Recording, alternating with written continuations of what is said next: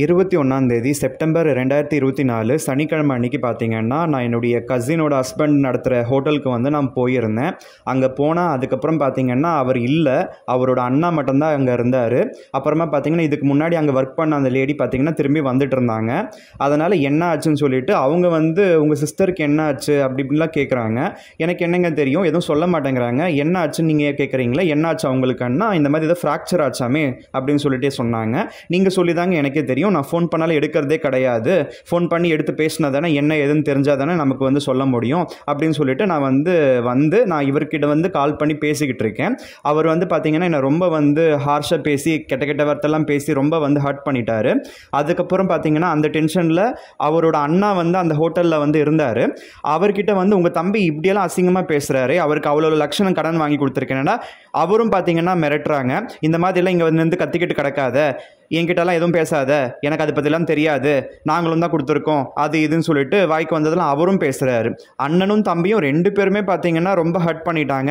இந்த டென்ஷனில் என்ன பண்ணுறதுன்னு தெரியாமல் அங்கே வந்து பார்த்தீங்கன்னா நான் நின்றுக்கிட்டு இருக்கப்போ வந்து யாராவது காய்கறி கடைக்கு போகிறீங்களா, வண்டியில் வந்து போய் இறங்கிடலான்னு பார்த்ததுக்கு போகிறேன்னு சொல்லி ரொம்ப லேட் பண்ணிட்டாங்க. அதுக்கப்புறம் நாங்கள் போக மாட்டோம், எங்களுக்கு லேட் ஆகுது, எங்களுக்கு வேலை இருக்குன்னு சொல்லிட்டாங்க.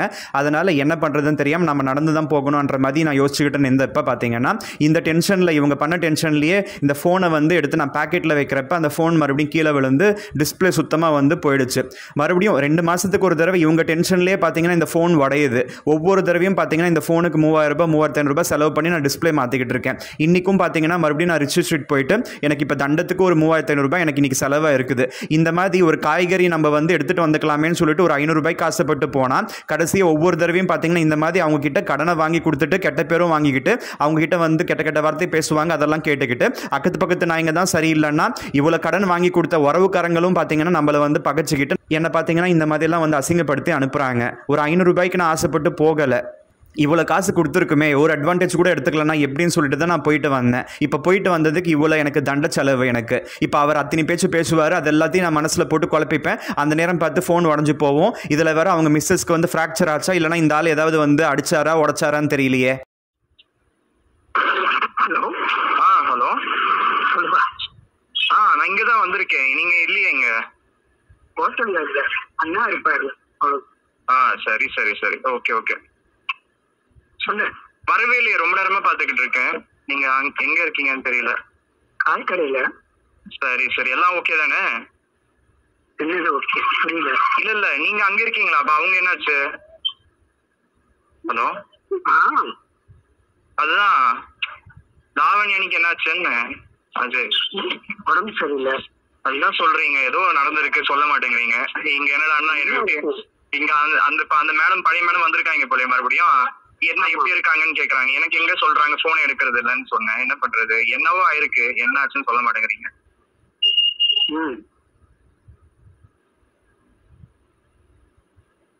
சரி என்ன இப்ப அவங்க வீட்டுல இருக்காங்களா?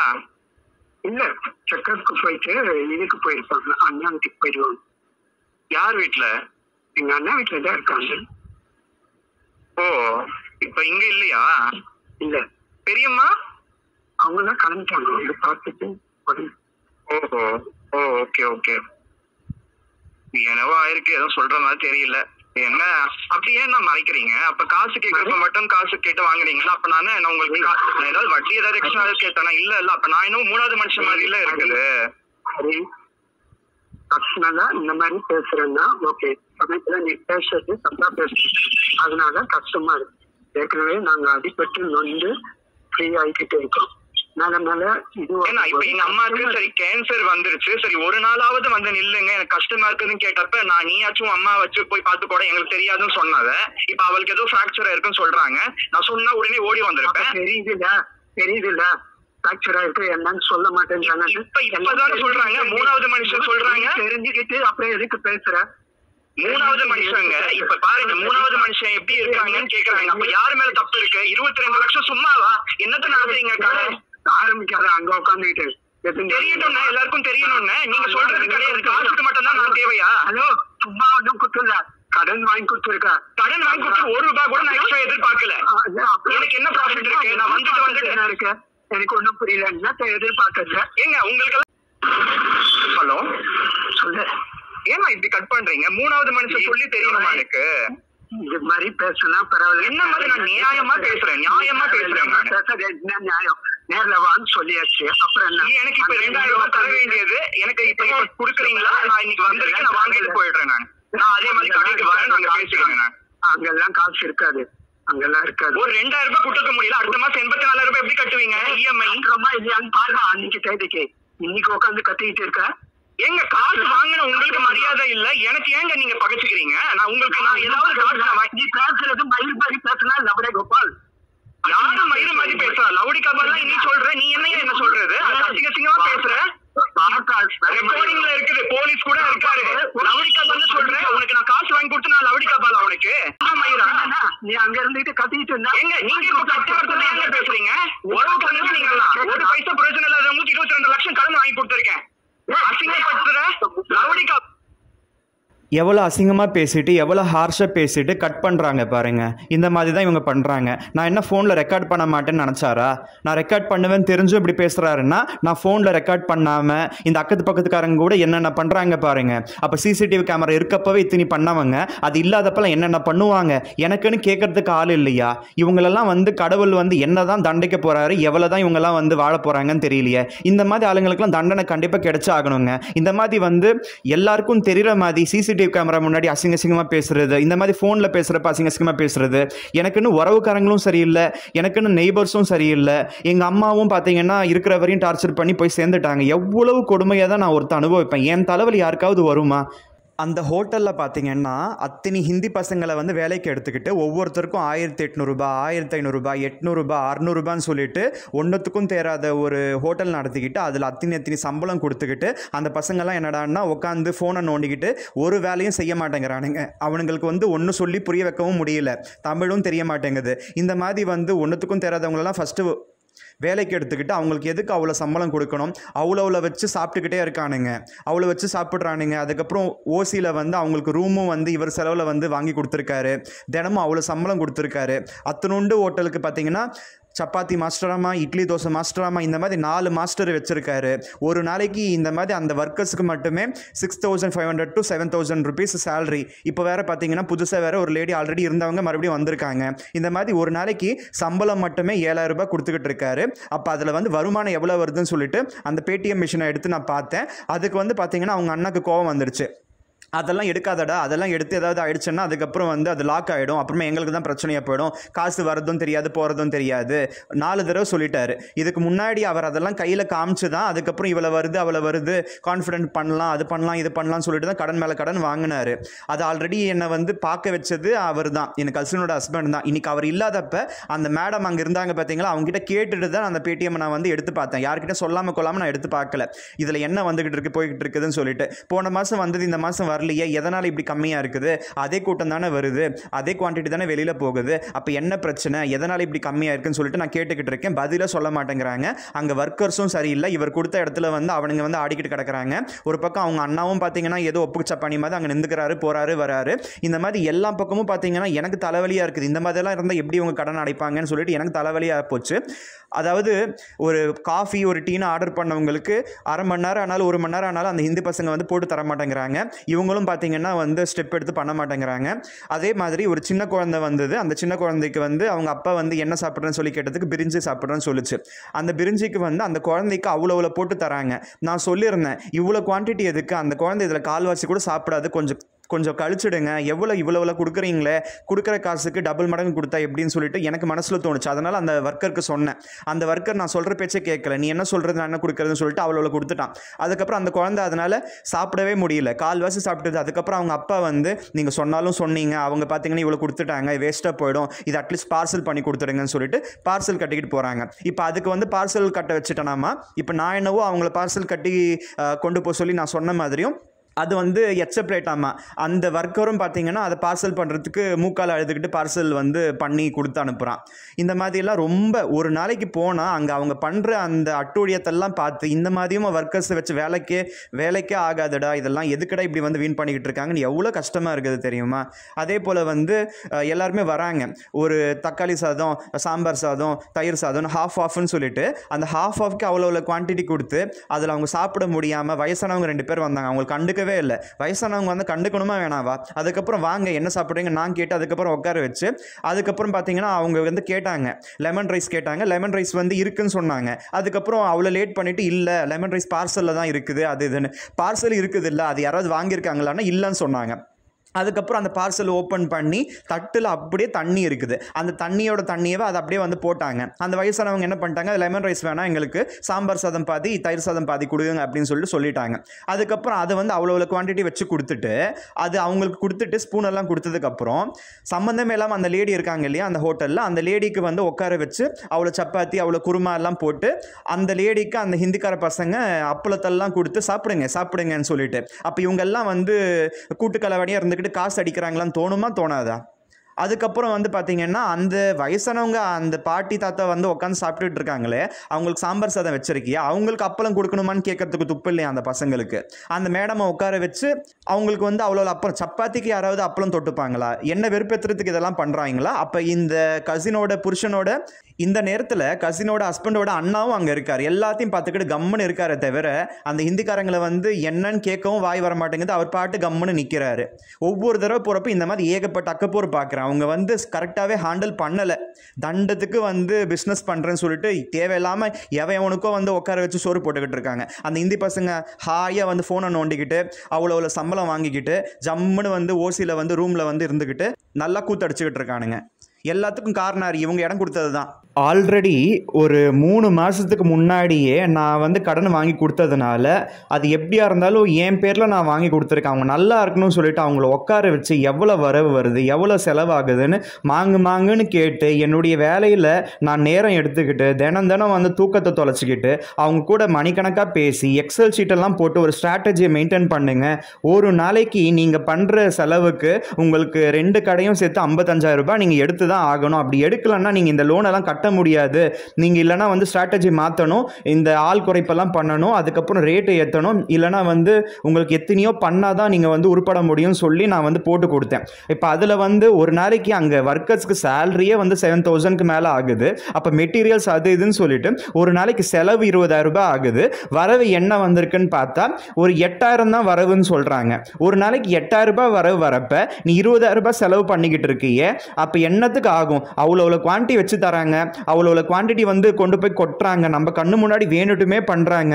இப்போ இந்த முதலாளி சரியில்லாததுனால அவன் அந்த தொழிலாளி வந்து நல்ல அட்வான்டேஜ் எடுத்துக்கிட்டு கொஞ்சமாவது முன்னாடியெல்லாம் போகிறப்ப எனக்கு மரியாதை இருக்குது, இப்போ அந்த மரியாதை கூட இல்லாமல் போச்சு. ஏன்னா அங்கே அந்த ஒர்க்கர்ஸ் முன்னாடி அவர் வந்து பேசுகிறதும் செய்கிறதுமா இருந்து அந்த பசங்கள்லாம் கூட கொஞ்சம் கூட மதிக்க கூட இல்லை. இந்த வாட்டி இவ்வளோ கடன் நான் வாங்கி கொடுத்து எனக்கு மரியாதை கூட கிடையாது, அது தொடக்கூடாது இது தொடக்கூடாதுன்னு வந்து பேசுகிறாங்க. அட்லீஸ்ட் அவங்களாவது உஷாராக இருக்கணும், அப்படியும் கிடையாது. அப்போ இவங்களுக்குன்னு அங்கே அவங்க யாராவது வச்சிருக்காங்க இல்லையா, அவங்கெல்லாம் கூட பார்த்தீங்கன்னா இவர் கெடுக்கிறதுக்கு இருக்காங்களா எனக்கு ஒன்றும் புரியல. இவர் சரியில்லாதப்ப நம்ம யாரையும் நம்ம தப்பு கண்டுபிடிக்க முடியாது. அங்கே கிரைண்டர் சரி பண்ணுறதுக்கு நான் கஷ்டப்பட்டு நான் அந்த கிரைண்டர் சரி பண்ணிக்கிறதுக்கு அனுப்பி வச்சேன். அப்போ அனுப்பி வச்சதுக்கப்புறம் அது சரி பண்ணதுக்கெல்லாம் கூட நான் மாங்குன்னு சரி பண்ணி வச்சா அப்போ அந்த கிரைண்டர் வாரத்துக்கு ஒரு நாள் தான் யூஸ் பண்ணுறாங்களாமா. அதுலேயே இந்த இட்லிக்கு காலையில் வந்து போடுறாங்கல்ல, இட்லிக்கு மாவு எங்கேருந்து வருதுன்னா வெளியிலேருந்து வருதுன்னா அப்போ வேஸ்ட்டு தானே அது. கிரைண்டர் சரி பண்ணியாச்சு இல்லை, அந்த கிரைண்டர் சரி பண்ணது எதுக்கு? எத்தனை ஆயிரம் தெரியுமா? அந்த கிரைண்டருக்கு வந்து 35,000 ரூபாய் கிரைண்டரா 2 நாள்லேயே பார்த்தீங்கன்னா ரிப்பேர் பண்ணிட்டானுங்க அந்த பசங்க. இந்த மாதிரி ஒர்க்கர்ஸ் ரிப்பேர் பண்ணால் அந்த காசெல்லாம் ரிக்கவர் பண்ணுவாங்கல்ல மற்ற முதலாளியாக இருந்தால். இவர் என்னன்னா 1 வருஷமாக அந்த கிரைண்டர் யூஸ் பண்ணாமல் அப்படியே ஃபுல்லாக கற்பாம்பூச்சி வந்திருந்ததான். இப்போ நான் அனுப்பியிருந்த அந்த ஒர்க்கர் வந்து அந்த கிரைண்டர் ரிப்பேர் பண்ணுறதுக்கு என்னங்க இது ஃபுல்லாக கற்பாம்பூச்சி அந்த காம்ப்ளெக்ஸ் முழுக்க ஆகிப்போச்சு, என்ன பண்ணுறதுன்னு தெரியல. அப்புறமா கஷ்டப்பட்டு அதெல்லாம் கூட சரி பண்ணி அந்த கிரைண்டருக்கு எவ்வளவோ ஒரு 6,000 சில்லறை 7,000 ரூபாய் வந்து செலவாச்சு. அதெல்லாம் கூட நான் பார்த்து அனுப்பி வச்சு நான் சரி பண்ணி வச்சேன். இப்போ அந்த கிரைண்டர் யூஸ் பண்ணாமல் வச்சுருக்காங்க. அந்த ஒர்க்கர்ஸ் கிட்ட கேட்டேன், அந்த இட்லி மாஸ்டராமா, நான் இவர்கிட்ட கேட்டால் இது என்கிட்ட கேட்காத, நான் சப்பாத்தி மாஸ்டர், அவன் இட்லி மாஸ்டர்னு கை காமிச்சு விடுறான். ஒரு சின்ன கடைக்கு எத்தனை மாஸ்டர், அந்த இட்லி மாஸ்டர் கிட்ட போய் கேட்டால் அதெல்லாம் சரிப்பட்டு வராது, தேவையில்லாத வேலை அப்படின்றான். இவ்வளோ சம்பளம் வாங்கிக்கிட்டு தேவையில்லாத வேலைன்னு எப்படி சொல்லுவேன் நீ? ஓனர் வந்து எல்லா மெட்டீரியல்ஸ் வாங்கி கொடுத்து இங்கேயே நீ அரைச்சி இங்கேயே நீ இட்லி வைடான்னு சொன்னால் செய்ய போகிறாங்க. நாங்கள் இருந்தால் ரெடியாக தான் இருக்கோம், ஓனர் தான் சரியில்லைன்னு சொல்லிட்டு அவங்க ஓனரை கம்ப்ளைண்ட் பண்ணுறாங்க. இதெல்லாம் தேவையா நமக்கு? ஒரு பைசாக்கு பிரயோஜனம், எதுக்கு கடன் எடுத்துற நீ? இவ்வளோ பிரச்சனை ஆனதுக்கப்புறம் கூட நான் அப்படியே போகாமல் நான் வீட்டுக்கு வந்துடுவேன் நினச்சாரா என்னன்னு தெரியல. நான் மாங்க நடந்தே அந்த ஹோட்டல்லேருந்து அவங்க காய்கறி கடைக்கு கிட்டத்தட்ட ஒரு 1.5 கிலோமீட்டர் 2 கிலோமீட்டர் மேலே இருந்திருக்கும். அது ஃபுல்லாக நடந்தே நான் போனேன்.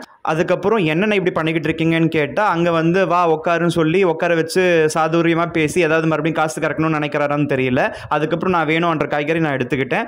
அதே நேரத்தில் நீங்கள் கொடுத்த டென்ஷனில் தான் எனக்கு வந்து ஃபோனும் உடஞ்சி போச்சு. ஒவ்வொரு தடவையும் உங்களுக்காக பார்த்தீங்கன்னா 3 தடவை நான் டிஸ்பிளே மாற்றிட்டேன். எல்லாமே நீங்கள் கொடுத்த டென்ஷன் தான். நீங்கள் கொடுத்த டென்ஷனில் தான் அவங்க கூட கீழே விழுந்து ஃப்ராக்சர் இருக்கும்னா அதெல்லாம் ஒன்றும் அப்படியெல்லாம் ஆகலை. காக்காக்கு வந்து சோறு வைக்கிறதுக்கு பெஞ்ச் மேலே ஏறினாங்களாமா, கீழே விழுந்துட்டாங்களாமா. இது என்ன காதில் பூ சுத்துறாருன்னு தெரியல. அவர் ஏதாவது வந்து அடித்து கீழே தள்ளினாரா என்னன்னு தெரியல, சொல்ல மாட்டேங்கிறாங்க. எல்லாரும் நான் உண்மை சொல்கிற மாதிரிலாம் சொல்ல மாட்டாங்க இல்லையா. அவங்க கீழே விழுந்தாங்களா, இவர் ஏதாவது பிரச்சனை ஆகி தள்ளி விட்டாரா, ஒன்றும் புரியல. காக்காய்க்கு சோறு வைக்கிறதுக்கு சேர் மேலே ஏறினாங்களாமா, அதில் பார்த்தீங்கன்னா வலிக்கு விழுந்துட்டாங்கன்னு சொல்லிட்டு சொல்கிறாரு. இது எந்த அளவுக்கு உண்மைன்னு தெரியல. அது கூட சொன்னால் உனக்கு எங்கே மனசு கஷ்டமாயிட போகுது, அதுக்கப்புறம் நீ பயந்துட போறேன்னு தான் சொல்லலை அப்படின்னு சொல்லிட்டு சொல்கிறாரு. அட்லீஸ்ட் எனக்கு கொடுக்க வேண்டிய காசு அந்த 2000 ஆச்சு கொடுங்க. நான் இந்த ஃபோன் வேறு ரிப்பேர் பண்ணிக்கணும். எனக்கு ஃபோன் இல்லைன்னா எனக்கு வந்து ஓடாது. எனக்கு ஸ்டூடெண்ட்ஸ் எல்லாம் வேறு வாட்ஸ்அப் வைப்பாங்க, அது வேறு தப்பாக போயிடும். எனக்கு ரிப்ளை பண்ணலன்னா எனக்கு தான் பேர் கெட்டு போயிடும்லாம் சொல்லி அவர் என்கிட்ட அவ்வளோ காசு இல்லை, எவ்வளோ எனக்கு ப்ராஃபிட் வரலன்னு சொல்லிட்டு ரொம்ப வந்து கல்லெல்லாம் காமிச்சு ஒன்றுமே இல்லை அதெல்லாம் கொடுக்க முடியாதுன்னு சொல்கிறாரு. நான் எக்ஸ்ட்ரா காசும் கேட்கல, அவங்க கொடுக்க வேண்டிய காசு தான் கேட்டேன். ஆனால் எக்ஸ்ட்ராவும் கேட்டேன். இந்த ஃபோனுக்கும் நீங்கள் தானே சரி பண்ணணும்னா அதெல்லாம் முடியாதுப்பா, நீ போட்டது உன் தப்பு அப்படின்னு சொல்லிட்டு சொல்கிறாரு.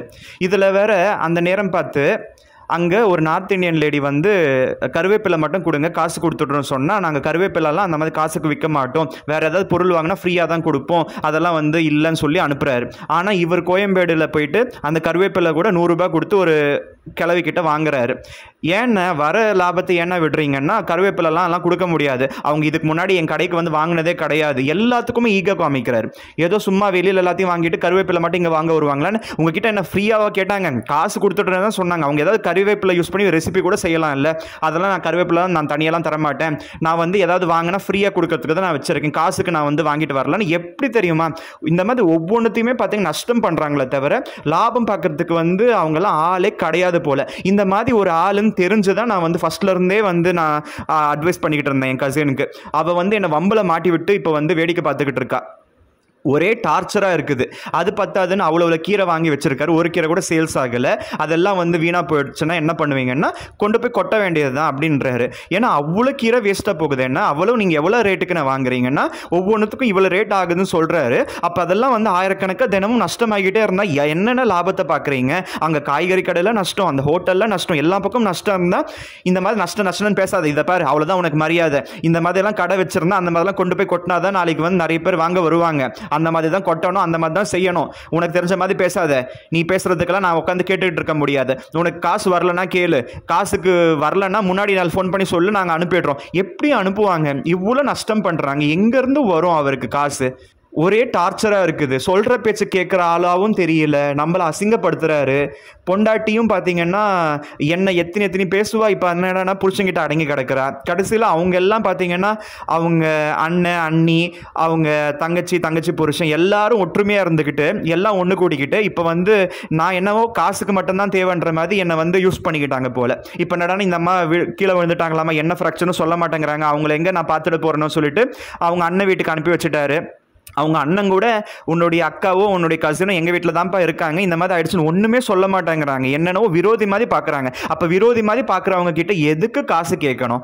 என்கிட்ட ₹1 அவங்க ஏன் கேட்கணும்? 22 லட்சம் சும்மாவா? மறுபடியும் என்கிட்ட காசு எதிர்பார்க்குறாங்களே தவிர எனக்கு எதுவும் செய்ய மாட்டாங்களாம். இந்த மாதிரி ஆளுங்களை நான் என்னங்க பண்ணுவேன்? நான் இத்தனை எல்லாருக்கும் சொல்லி நான் எப்படி நான் நியாயத்தை யார்கிட்ட நான் கேட்டு நான் என்ன ஆக போகிறேன்?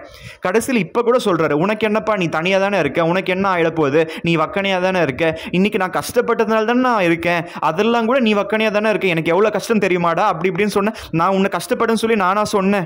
நான் எவ்வளவு கஷ்டப்படுறேன். நான் இன்னைக்கும் நான் வந்து சமைச்சிக்கணும், சாப்பிட்டுக்கணும், ஒரு நாளைக்கு 8 மணி நேரம் கிளாஸ் எடுத்துக்கிட்டு இருக்கேன்.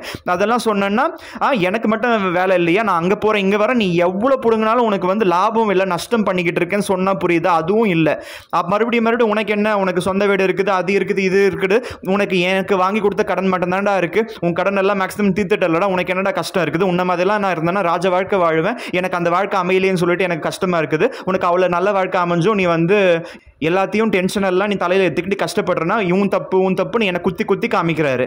எனக்கு கஷ்டம் இல்லையாண்ணா, உங்களுக்கு காசு கொடுக்காதன்னு அம்மா சொன்னாங்க, அழுதாங்க. அவங்க பேச்சை மீறி நீங்கள் நல்லா இருக்கணும்னு சொல்லிட்டு தான் நான் ஆசைப்பட்டு நான் வந்து இவ்வளோ உதவி பண்ணிட்டேன். இன்றைக்கி எனக்கு உபத்திரமா போச்சுன்னா இதை பார் நீ பேசிக்கிட்டு இருக்காத, நீ காசு கொடுத்த அதெல்லாம் இல்லைன்னு சொல்லலை. உங்கள் அம்மா வந்து எங்களால் ஒன்றும் சாவலை, அவங்களுக்கு கேன்சர் முத்தி போச்சு, நீ கரெக்டாக பார்த்துக்காம விட்டுட்ட, அவங்கள கரெக்டாக பார்த்துருந்தேன்னா அவங்க செத்துருக்க மாட்டாங்க. என்னையே ப்ளேம் பண்ணுறாரு தவிர அவங்க வந்து புரிஞ்சுக்கவே மாட்டேங்கிறாங்க. என்ன தான் கேன்சர் இருந்தாலும் அவள் நல்லா பார்த்துக்கிட்டு இருந்தாலும் தானே அவங்க இவ்வளோ நாள் இருந்தாங்க. 4th ஸ்டேஜ் கேன்சர் நீயே எத்தனை தடவை சொல்லியிருக்க, அதனால தான் நீ கரெக்டாக பார்த்துக்காம போயிட்ட. ஃபஸ்ட்டு நீ நல்லா பார்த்துருந்தேன்னா அவங்க இருக்க போகிறாங்க. நான்லாம் எங்கள் அப்பாவெல்லாம் நான் எவ்வளோ நல்லா பார்த்துக்கிட்டேன் தெரியுமா, அவ்வளோ செலவு பண்ண தெரியுமா, சும்மாவே வாயில் வடை சுடுறாங்களே தவிர என்னை வந்து குறை கண்டுபிடிக்கிறாங்க, என்னை வந்து தப்பாக்கு வந்து ஜோடிச்சு விடுறாங்க. அங்கே அந்த ஒர்க்கர்ஸ் எல்லாம் கூட பார்த்தீங்கன்னா என்ன ஏதாவது வந்து தப்பாக நினச்சி பேசிப்பாங்க போல். அவங்கக்கிட்டேயும் அந்த நெகட்டிவிட்டி வந்து ஸ்ப்ரெட் ஆகுது. யாரை பார்த்தாலும் எனக்கு வந்து அந்த நெகட்டிவிட்டி கக்கிக்கிட்டே இருக்காங்க. ஒரு பக்கம் அந்த மாதிரி தான் நம்ம அங்கே இருக்கப்பவே நம்ம காதில் விழுற மாதிரியே அவங்கெல்லாம் பார்த்தீங்கன்னா அந்த ஒர்க்கர்ஸு இவங்க அவர் இருந்தப்பையும் அப்படி தான் பண்ணுறாரு. இவன் கசின் கூட அப்படி தான் பண்ணுவான். அந்த மாதிரி ஒன்றுத்துக்கும் தெரியாத ஒர்க்கர்ஸ்க்கு முன்னாடி வந்து நம்மளை அசிங்கப்படுத்துகிற மாதிரி அவங்க எல்லாம் ஒற்றுமையாக இருந்துப்பாங்களாமா. அவ்வளோ சம்பளம் கொடுத்து அவங்ககிட்ட வேலை வாங்கவும் துப்பு இல்லை, இவ்வளோ கடன் வாங்கி கொடுத்துருக்கேன், இத்தனை லட்சமாக வாங்கி கொடுத்துருக்கேன், அப்போவும் என்னுடைய மரியாதை கெடுக்கிற மாதிரி என் காது படவே பார்த்தீங்கன்னா அவங்கெல்லாம் வந்து ஒன்று கூட்டிக்கிட்டு கண்டதும் பேசுவாங்க. அதெல்லாம் கூட நான் இந்த காதில் வாங்க அந்த காதில் விட்டுடணும், நான் மறந்துடணும். இப்படி தான் நான் எல்லாத்தையும் மறந்து தான் நான் வாழ்ந்துக்கிட்டு இருக்கேன். மற்றவங்கள மாதிரி எல்லா டென்ஷனும் நான் ஏற்றிக்கிட்டு நான் வாழ்ந்துருந்தேன்னா இவ்வளோ சாதிச்சிருக்க முடியாது. எத்தனை பேச்சுங்க பேசுவாங்க, எங்கே போனாலும் எல்லாரும் என்ன பேசிக்கிட்டே தான் இருக்காங்க. அப்போ 3வது மனுஷன் முன்னாடி நம்மளை வந்து தரக்குறைவாக பேசுகிறீங்க, நமக்கு அசிங்கமாக பேசுகிறீங்கன்னா அது நம்ம காதுபடவே பேசுகிறீங்கன்னா இந்த மாதிரி ஆளுங்களுக்கு நான் ஏன் உதவுனேன், அவ்வளோ நல்ல மனசை ஏன் கடவுள் எனக்கு கொடுக்கணும். எவ்வளோ வேஸ்ட் பண்ணுறாங்க. ஃபஸ்ட்டு போனப்பவே இவ்வளோ வேஸ்ட் ஆகுதே நான் சொன்னவன் தான். அதுக்கப்புறம் அன்றைக்கி நைட்டு நான் அவ்வளோ சொல்லியும் என் தலையிலேயே வந்து மிளகா அரைச்சிட்டாலே என் கசினு. இதெல்லாம் நியாயமா? அவளோட ஹஸ்பண்டு பண்ணுறதெல்லாம் நியாயமா?